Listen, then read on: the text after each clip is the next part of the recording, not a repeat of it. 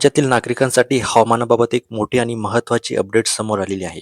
महाराष्ट्रातील अनेक जिल्ह्यांमध्ये आता हवामानाचा अचानक बदल पाहायला मिळत असून काही भागांमध्ये अवकाळी पाऊस तर काही ठिकाणी प्रचंड उकाडा आणि वादळी वाऱ्यांचा धोका निर्माण झालेला आहे.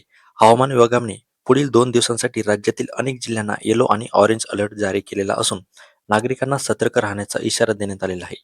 दरम्यान विदर्भ आणि मराठवाडा भागात वातावरणात मोठा बदल झालेला आहे.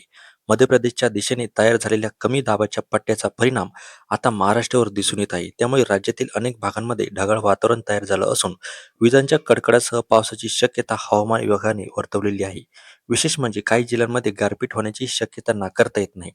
विदर्भातील चंद्रपूर आणि यवतमाळ या जिल्ह्यांना हवामान विभागाने ऑरेंज अलर्ट जारी केलेला आहे. या भागात ताशी 50 ते 60 किलोमीटर वेगाने वारे वाहू शकतात. विजांचा कडकडाट, मुसळधार पाऊस आणि काही ठिकाणी गारपीट होण्याचा अंदाज व्यक्त करण्यात आलेला आहे. तर अमरावती, वर्धा, नागपूर, अकोला, बुलढाणा, वाशिम आणि भंडारा या जिल्ह्यांना येलो अलर्ट देण्यात आलेला आहे.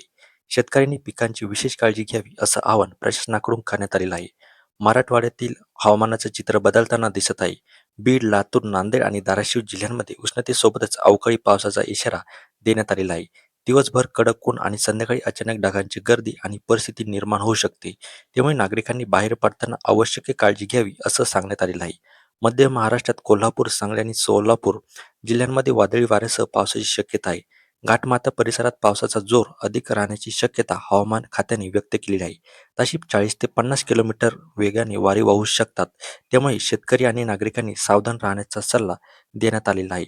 तर दुसरीकडे मुंबईसह संपूर्ण कोकण पट्ट्यात उष्ण आणि दमट हवामान कायम राहणार आहे. मुंबई, ठाणे, पालघर, रत्नागिरी आणि सिंधुदुर्ग जिल्ह्यांमध्ये वातावरण 35 अंशाच्या आसपास जाण्याची शक्यता आहे. हवेत आर्द्रतेचे प्रमाण वाढल्यामुळे नागरिकांना उकाड्याचा मोठा त्रास सहन करावा लागू शकतो. दक्षिण कोकणात काही ठिकाणी हलक्या स्वरूपाचा पावसाची शक्यता देखील हवामान विभागाने वर्तवलेली आहे. उत्तर महाराष्ट्रात पावसाची शक्यता अत्यंत कमी आहे. नाशिक, धुळे, जळगाव आणि नंदुरबार जिल्ह्यांमध्ये उष्णतेची लाट कायम राहणार असून तापमान 40 अंशाच्या पुढे जाण्याची शक्यता आहे.